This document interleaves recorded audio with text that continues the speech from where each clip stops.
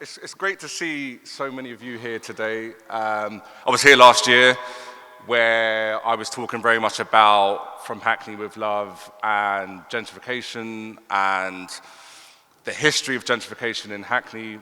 Now I've completed my book, so there's going to be a bit more detail around not only the history of gentrification in Hackney, but also about my personal story and the experiences of various different communities affected by gentrification, particularly looking into issues like race, class, housing, regeneration, and crime, and all of those themes are highlighted in my book, which you can buy afterwards.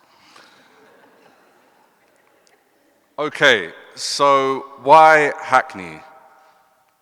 So, first and foremost, Hackney is my home, as it is for many of you that are here. I was born in Hackney, Homerton Hospital, way back in 1991. It was where me and my siblings and my friends grew up.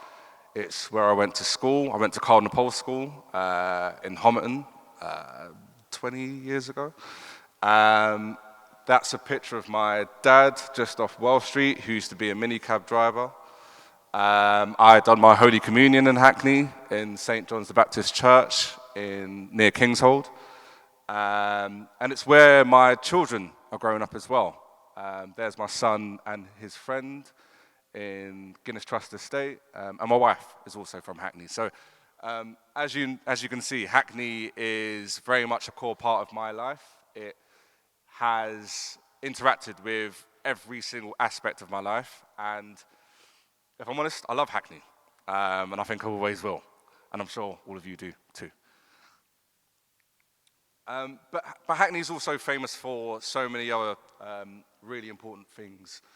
Hackney is famous for its people, like Idris Elba, the actor and DJ, the criminal kingpins, the Cray twins. So many other people, Judy Love, Rudimental, Trevor Nelson, Barbara Windsor, Sir Alan Sugar. So many really important people who have had such a major impact on British history have come from Hackney. But Hackney is also famous for its cultural diversity.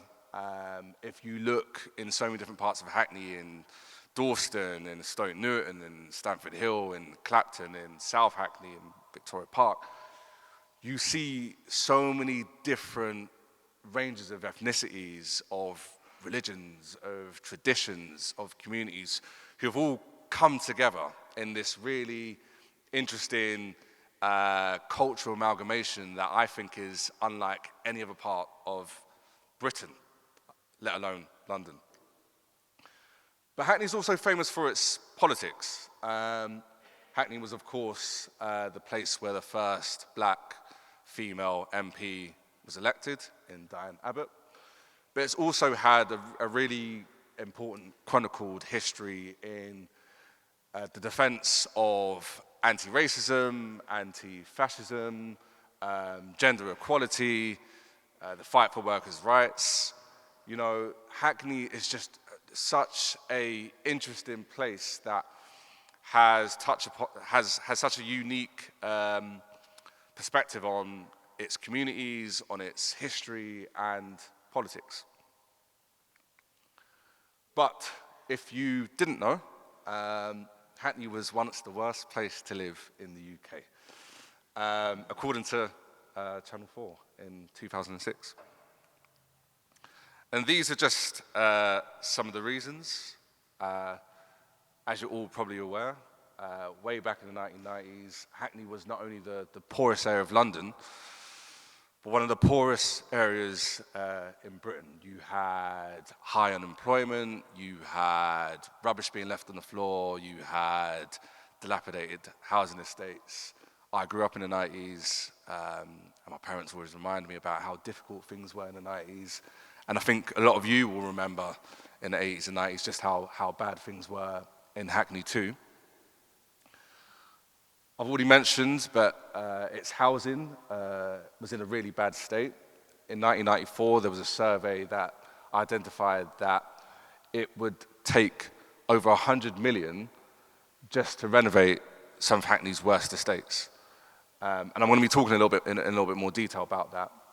And average house prices were 65,000, which sounds ridiculous, but if you remember, those of us who lived in Hackney during the 1990s, you had houses that were abandoned, you had squatting, you had hard-to-let properties. It was a really bad time for Hackney. But just a couple of more points. Obviously, I'm going to be talking about this, but education was in a really bad state in Hackney too. It had some of the worst schools in the country, many of which have since closed down, and some of which some of my friends went to as well. And Hackney was renowned for crime and gang activity, and just this street outside was known as Murder Mile for the high number of murders and shootings that were taking place in the late 90s and early 2000s. And Hackney Council was in a really bad state.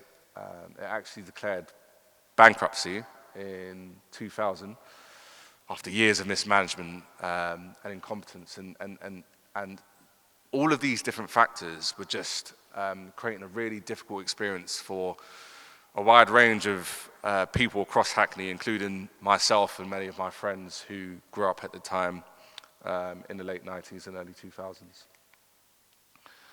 And I think some of you would have seen this picture before. It's at the back of my book, and it's something that I've kind of talked about before. But this is me and my friends off Wells Street in 2003.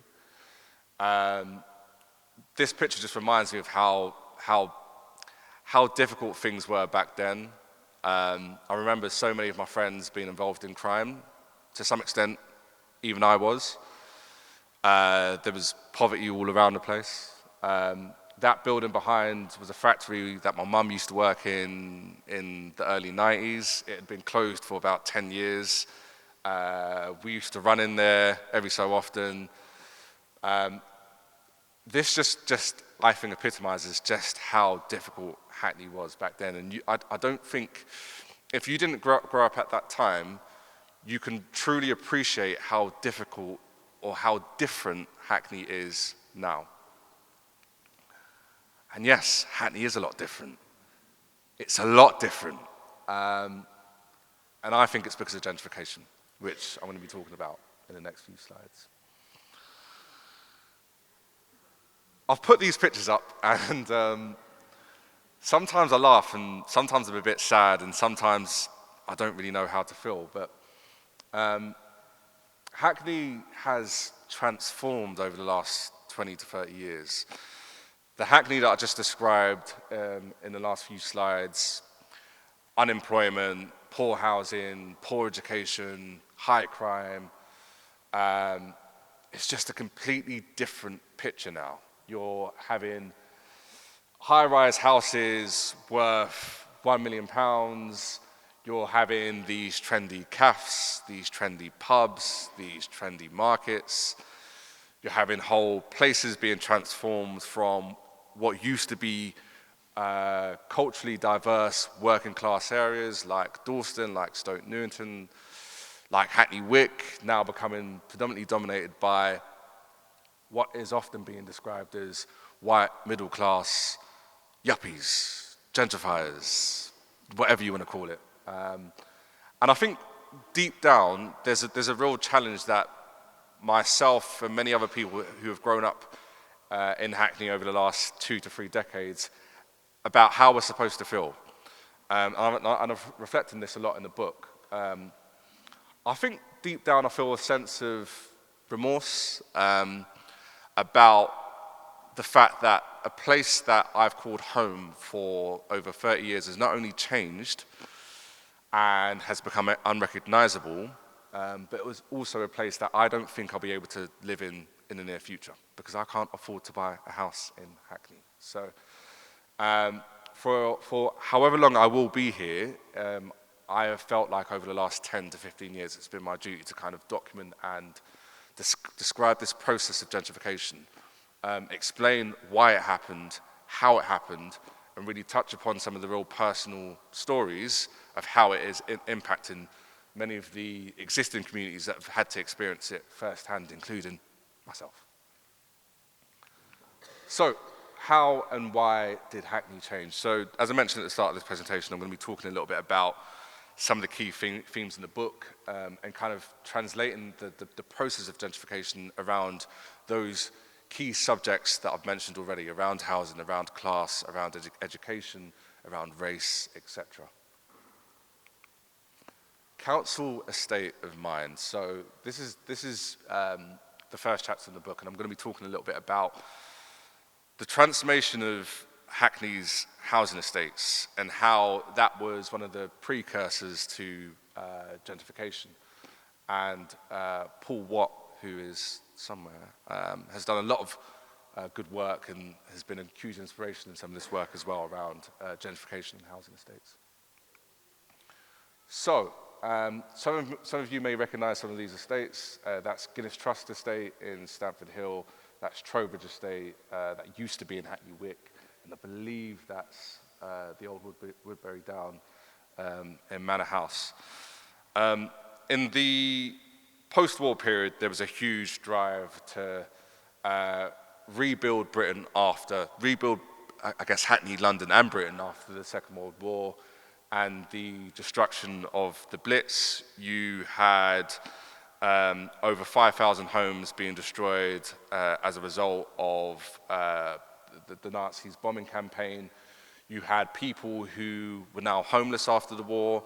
You had soldiers who were returning, who had to live in prefabs and had lost a lot of their existing livelihoods. And you had families who had suffered through desperation and difficult circumstances as a consequence of the war.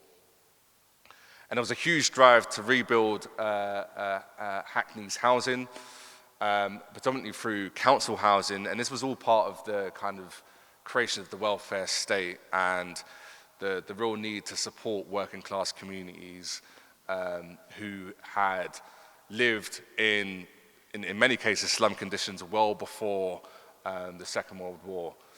I think what is really important to really emphasize in this particular slide is that in the 1940s and 1950s, a lot of the housing that was built was predominantly low-rise, I would say well-built homes that were really considerate of the local communities that were going to live in them. And I remember speaking to a lot of people who moved into those homes in the late 50s and early 60s, and they spoke about how some of those homes were like mansions. It was like paradise. Some of those people had gone from living in one room with other family members and sharing toilets with other families to having their own toilets, having their own bedrooms. It was a whole transformation for many communities at that time.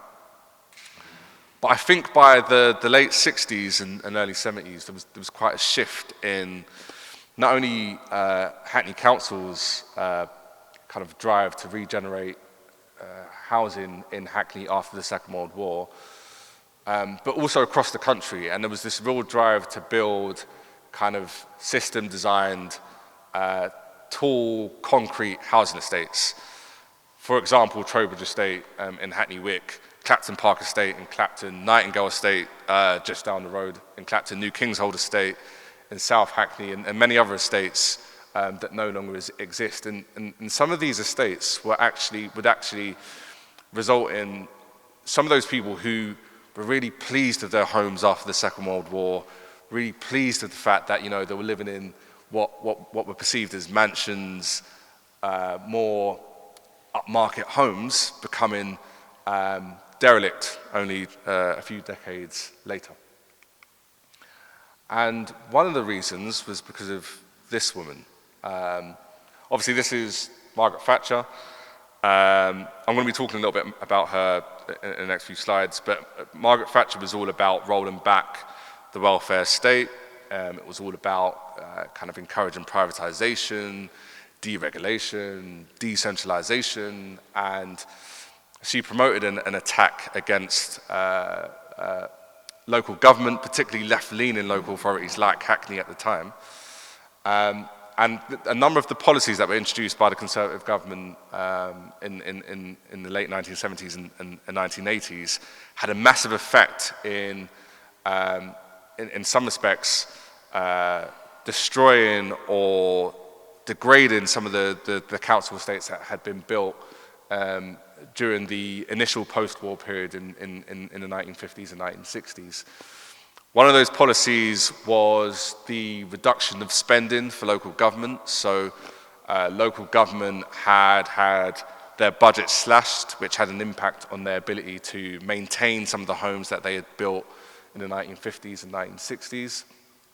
The right to buy policy was a significant impact on the council's ability to maintain their council homes, because individuals now had the ability to buy their own homes at a significant discount.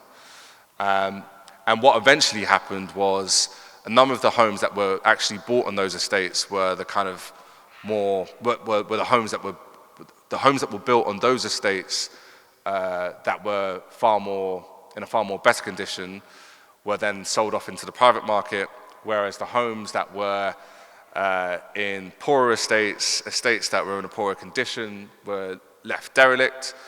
And as a consequence, the people that ended up living in those estates were often people in very difficult circumstances. And I'm going to be talking about that in the next few slides.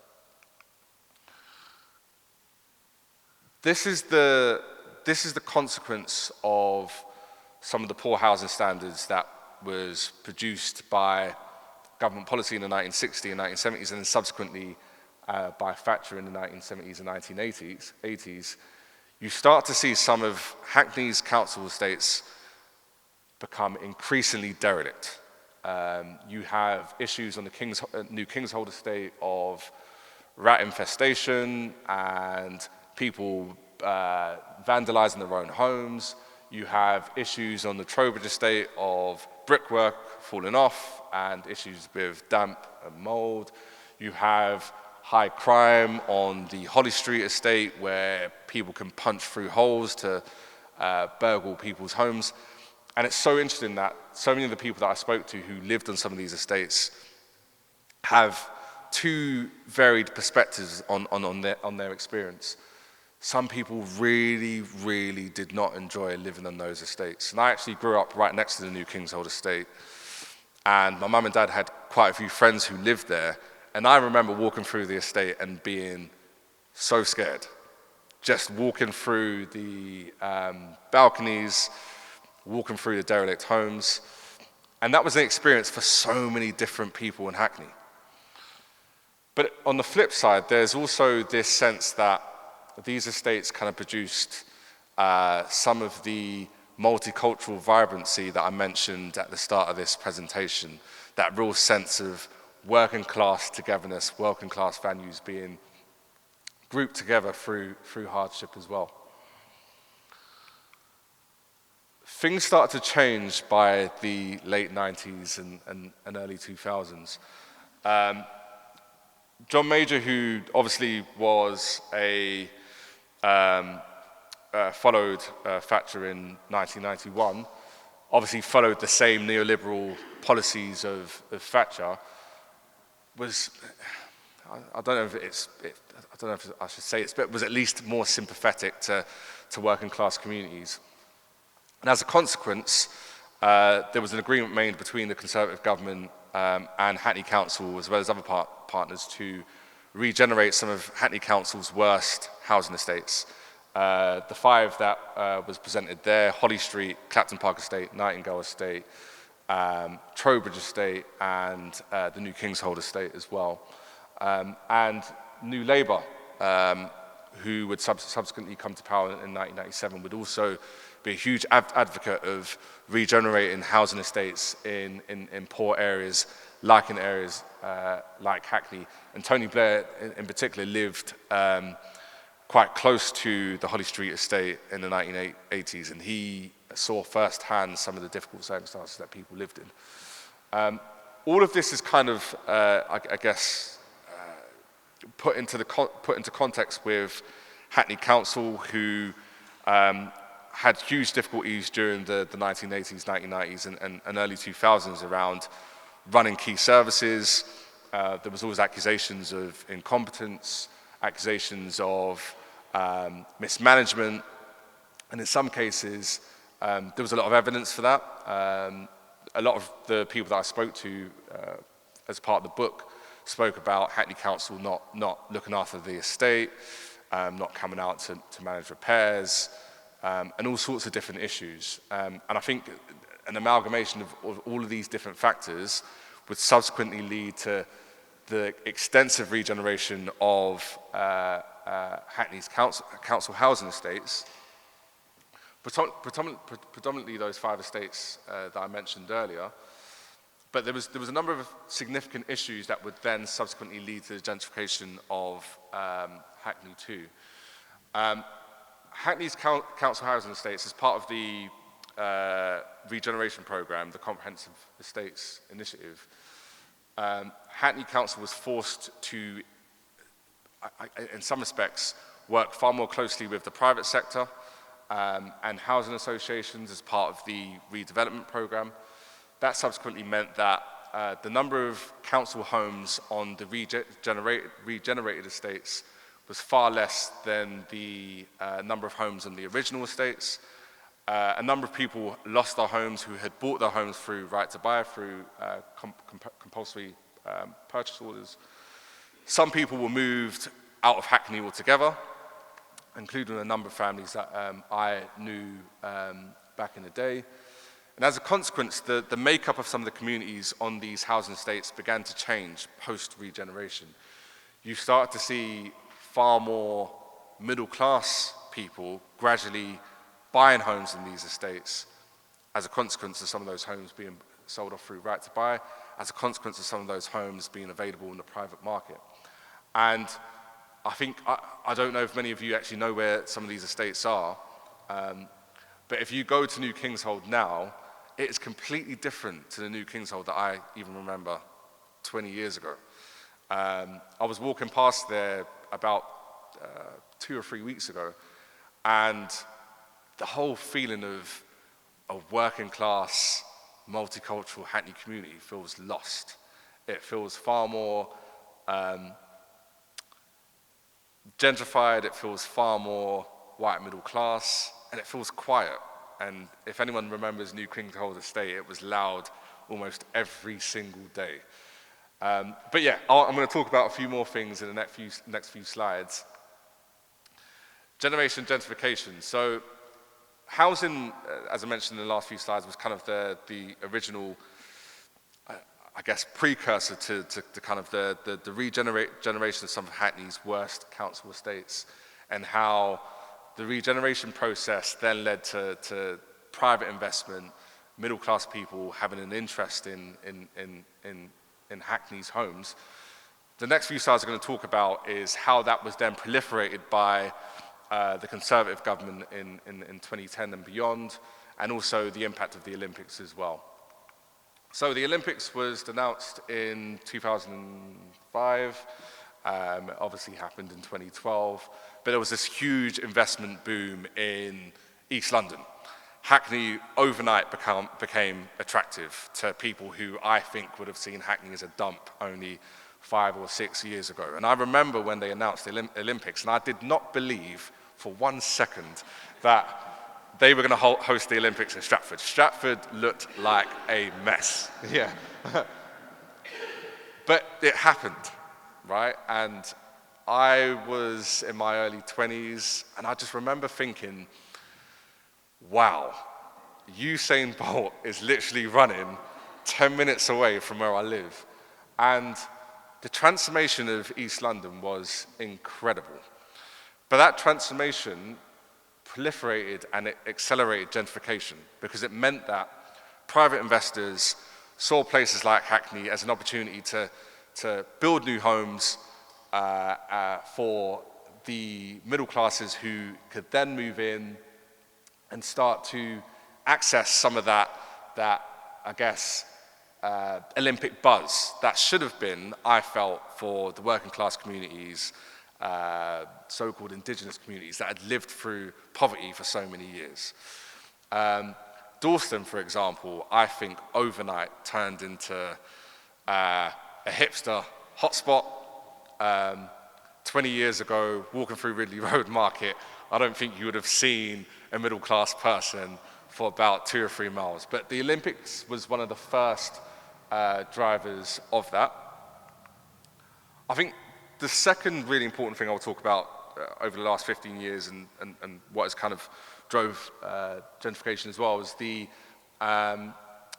2011 riots. The 2011 riots, as you know, was kind of propagated as a result of the murder of Mark Duggan in Tottenham and led to riots in various different places, particularly in Hackney.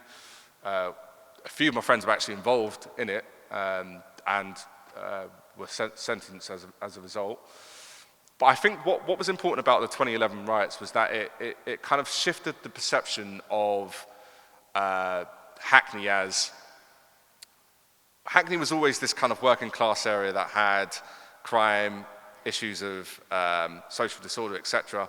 But I think when the riots happened, there was sort of this division between the middle class communities that are increasingly coming in and the kind of, in some respects, separating the working class so-called mobs as different.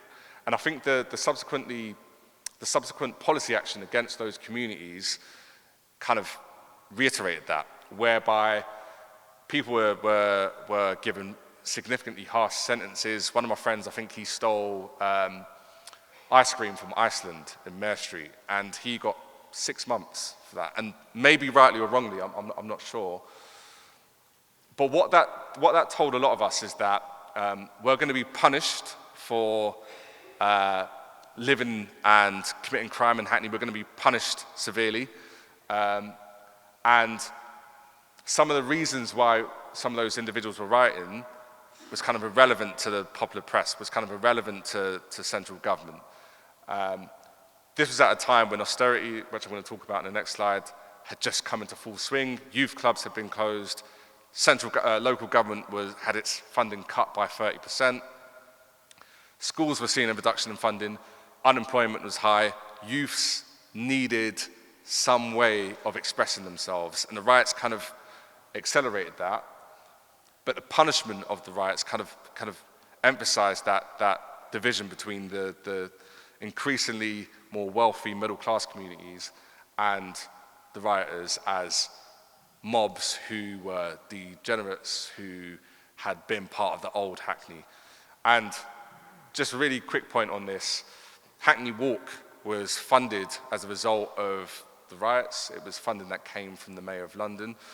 And Hackney Walk was all about bringing in new upmarket shops into Hackney, which sounded ridiculous at the time.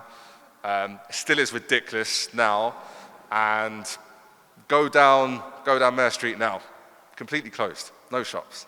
And I think that is just a clear example of what Paul Watt has mentioned quite a few times, of this sense of state-led gentrification, this emphasis of central government trying to enforce change in Hackney, which started way back when under Thatcher. I'm going to try to be quick because I know I've only got a few more. I've got about 10 to 15 minutes. But Conservative government, obviously David Cameron and George Osborne and the emphasis on austerity led to the reduction in spending in central government, but he also proposed a number of policies that also accelerated gentrification, particularly Help to Buy, which really encouraged huge demand for housing by giving people equity loans to buy their homes, which developers then put on their house prices, which then accelerated the growth in the housing market and increasingly made housing unaffordable.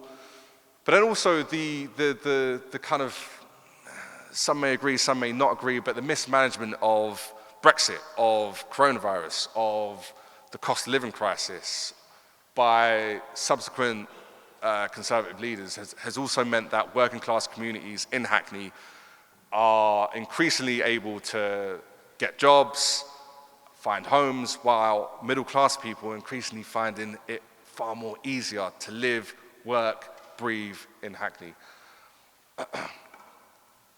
And again, go to Dalston, £1 million homes. Homerton, £1 million homes. Frampton Park, £1 million homes. These homes are just simply not accessible to people like me. But they are accessible to the increasingly, the increasing number of white, predominantly white, middle-class communities who have the ability to buy these homes and access these spaces and transform them to their own benefit. And Woodbury Down is probably the most perfect example of that. I live about 10 minutes away from here. If you go to Woodbury Down now, Woodbury Down is a 20-year regeneration program to regenerate the post-war council housing estate that was built in the 1940s and 1950s. It's a partnership of the private sector, housing association, and the council. They've redeveloped huge parts of Woodbury Down already, but you can see the division in the communities. In the new Woodbury Down, it's predominantly white, middle class, a lot more cleaner, a lot more attractive, whilst the older communities are in houses that are due to be demolished, still living in quite impoverished conditions. A lot of the houses are boarded up, and there's a division in the communities. You see it as you walk through. And even when I go there, I'm not sure if I'm even allowed to be existing in the new Woodbury Down. And I'm just hoping that this isn't something that evolves over the next 10 to 15 years, given that it has already had such a significant impact. I'm going to try and run through these next few slides fairly quickly. So along racial lines, I'll talk about this a lot in the book, but as I mentioned already, Hackney is really this melting pot of various different communities, from the Irish and Jewish communities that came in the late 19th century and 20th century, to the communities that came from across the British Empire after the Second World War, African communities, Caribbean communities, Asian communities, refugees in the late 1980s and early 2000s, and people from the EU. You know, Hackney has always been this place that has invited people from across the world, and we have created this really unique culture of multiculturalism that you still see in Ridley Road Market, if I'm honest, but you still see in so many different pockets in Hackney. But Hackney has also been, as I mentioned already, at the, I guess, a cornerstone in the fight against racism, at the forefront in the fight against social injustice.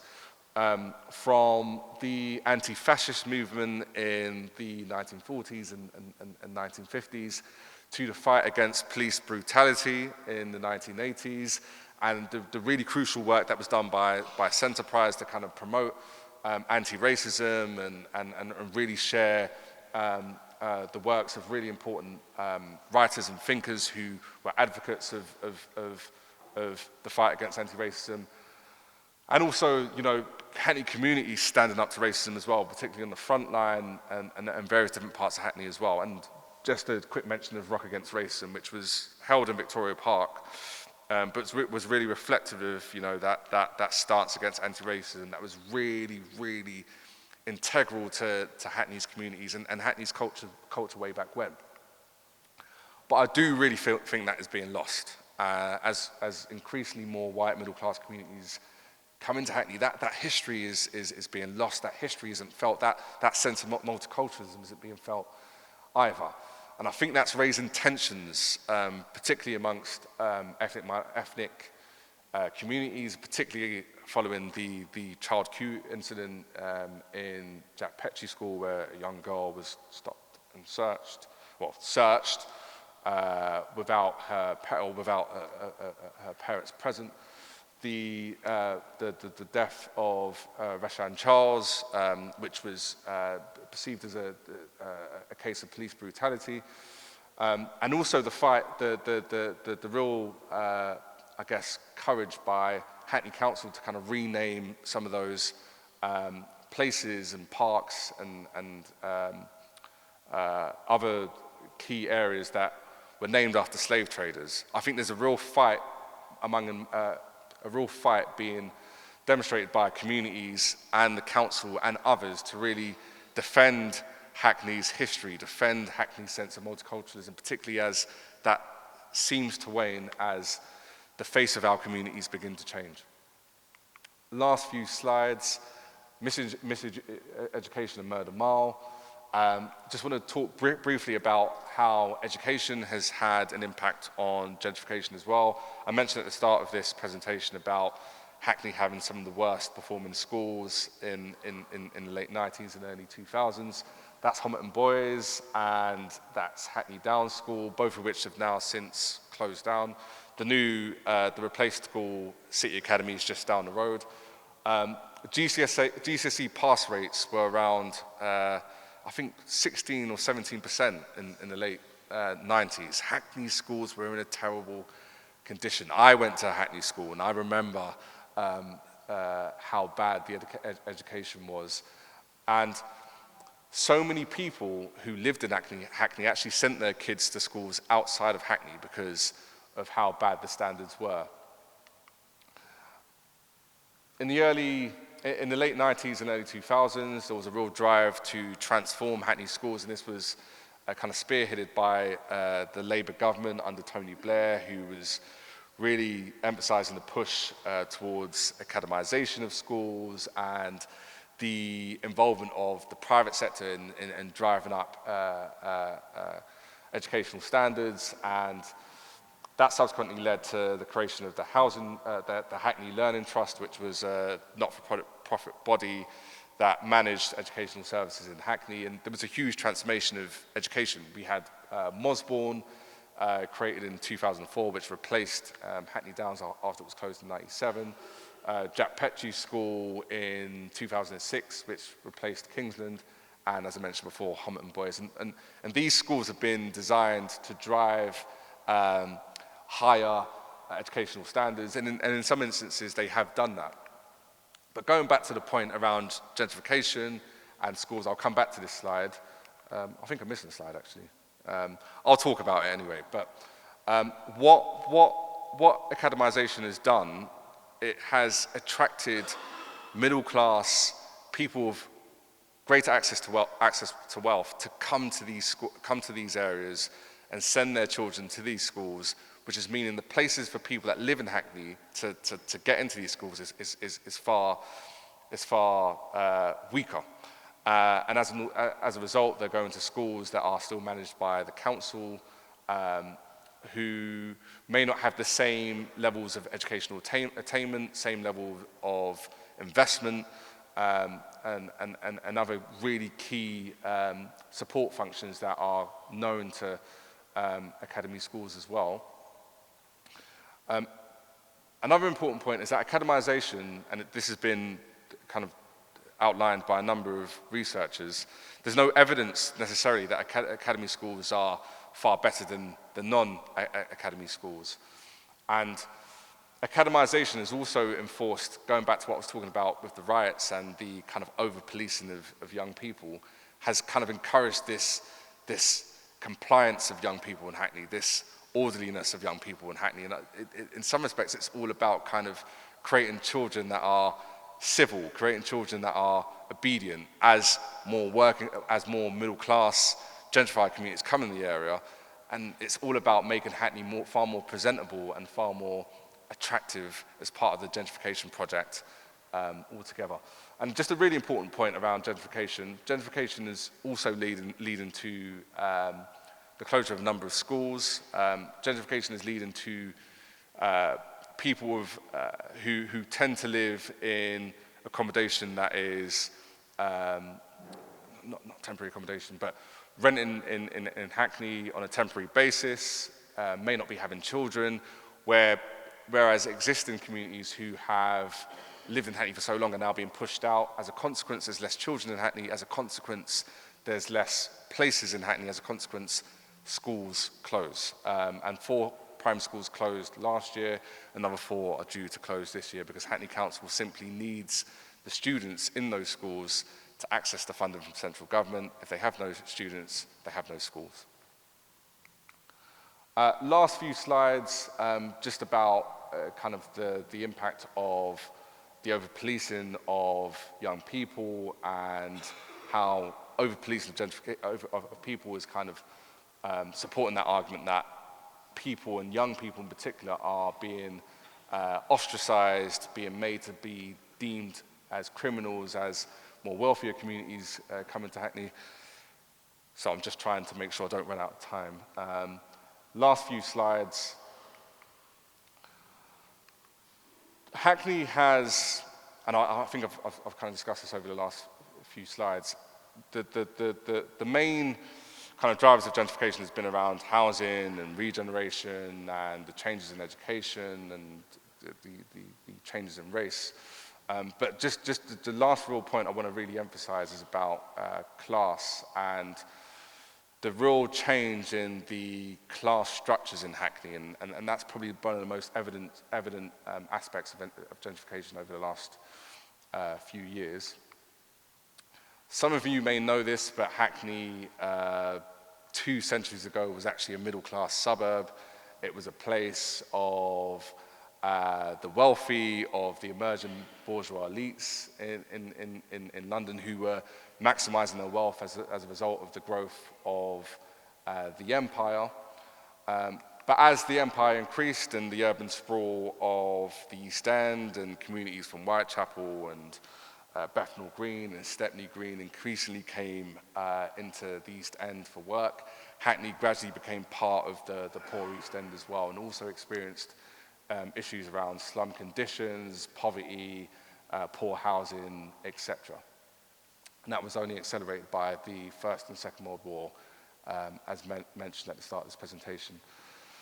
Hackney's poverty actually got worse in the 1960s and 1970s due to wider economic factors like the oil crisis, the kind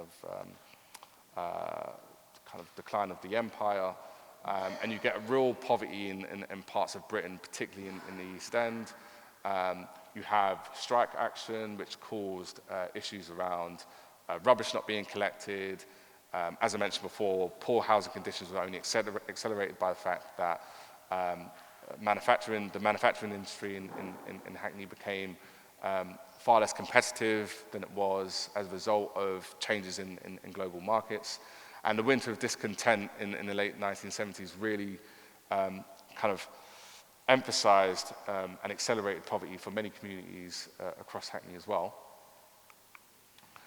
But this started to change in the early 1980s, as there's kind of a real drive to bring private wealth into the East End of London, particularly in Hackney. You have the growth or the construction of Canary Wharf and the redevelopment of the Docklands, and you have the construction of real estate in Broadgate and in Liverpool Street, and all of this kind of attracts far more wealthier people to come and live and work in places like Hackney, which again also encouraged gentrification too. And last few slides, you can see this anywhere.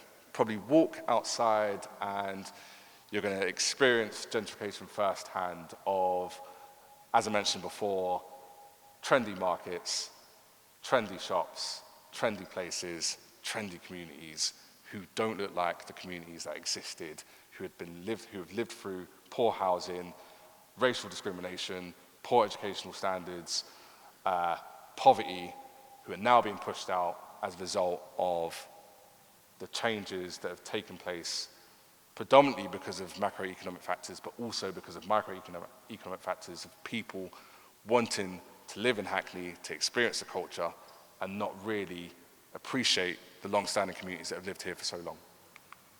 My book is out at the end of May. There's some copies that you can also purchase here. And again, I'll talk about a lot of these different issues in the book, but also a lot more about my own personal experience as well. You can follow me on Twitter, X, and on Instagram, and you can also access my website where I talk a lot about gentrification and various different political subjects as well. We won't have much time for questions. Are you going to hang around? I know. Okay, we have time for some brief questions. If anybody wants to raise their hand. Person over here. You were the first. Hi. It's not really a question, it's just a contribution, because I think there are a few things that, in a way, meld with what you've said. Because partly, I think gentrification is a symptom as well as a cause. And if you look at the 1980s, what you had in Hackney was massive deindustrialization. So places like Lesney's, Simpson's, Metal Box, all closed down.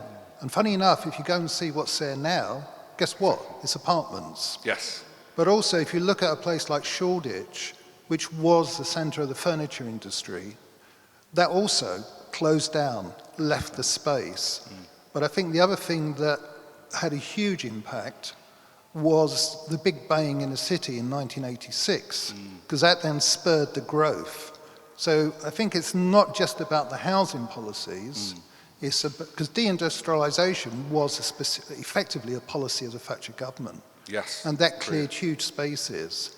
It created, on one level, opportunities, but as you've illustrated, not opportunities for everybody. But it's a great talk, thank you. Excellent, excellent point, and a point that I wanted to emphasize if I had more time, but deindustrialization was such a key aspect of the gentrification of Hackney, particularly in terms of the closure of the manufacturing industry in Hackney, huge unemployment, and like you said, the replacement of those factories with new build, trendy apartments. So, yeah. I was born in South London, and I live in South London, but my granddad's from Hackney, and my mum lived in Wild, so hopefully I can get away with maybe answer a question. We accept you. Yeah, thank you. I just wanted to ask if you had any thoughts on one of the things that I think is really pervasive and is happening in South London, is happening all over, is when experiences and cultural experiences are sold back to people as trendy and edgy, but at 10 quid more than they used to be. And just that cultural hegemony, you know, it's that whole kind of like, I spent a lot of my youth growing up in working men's pubs and clubs, which apparently we still have, but it's now £10 a pint rather than a couple of quid a pint. Right. And I'm just curious if you've got any views on like our culture being sold back to us at a price we can't afford. But that talk was brilliant, thank you. Yeah, I mean, that is everywhere. I mean, to be fair, it's interesting because when the gentrification, sorry, I don't know if there's anyone who would describe themselves as a gentrifier, and I don't mean to be offensive, but when the gentrifiers first came, they felt very different to us. And now they're kind of wearing Air Forces, wearing tracksuits, wearing baseball hats. And it does feel very much like they're kind of taking the culture, selling it back to us, and now making it acceptable. Yeah, exactly. But it's a real difficult one because I'm not the type of person to say, like, I hate gentrification, and I hope the presentation and the book doesn't make that point. What I really want to reflect on is that those communities are more appreciative of the experiences that we've lived through over the last 10, 15, 20 years. That 20 years ago when we lived here, we wore those same clothes that you wear today, and we was treated like dirt. We wasn't accepted in those shops, we wasn't accepted in those clubs. And now you go to Pret and you go to all these different markets and they're wearing the same clothes that I wore 10 years ago. So it's difficult, and I think so many different people who've shared their experiences in the book share those reflections as well. Just one more. Apologies to those people who've missed out on asking a question. God, no pressure. I hope this is okay to ask. Thank you so much for the brilliant talk. I wanted to ask a question about whether your research has touched on or explored how Hackney compares to other boroughs in London, and you know, thinking, for example, about what's happening now with gentrification in somewhere like Tottenham, and whether if there's any not gentrification, but like examples of more positive things happening in other boroughs that we can learn from, and other, you know, comparisons with other, you know, bad stories of gentrification in other boroughs. Yeah, I mean, to be fair, the book is very much focused around Hackney and Hackney's communities, but I have done some kind of research across various different boroughs, and obviously Peckham, Tottenham, Camden, Islington before Hackney, all of these different places have experienced gentrification. I think the specific uniqueness about Hackney is that Hackney was so much perceived as the poorest place in the country. It had a real bad reputation. So I think the transformation of gentrification in Hackney is different to places like Islington, who didn't have that same reputation. Tottenham is going through it now, I think. Janet's telling me to wrap up, so I'm going to wrap up. But I'm happy to share any more information. And if you read the book, all of the research is in there about kind of gentrification and other parts of London and other parts of Britain, and how there's similarities and differences as well. Yeah.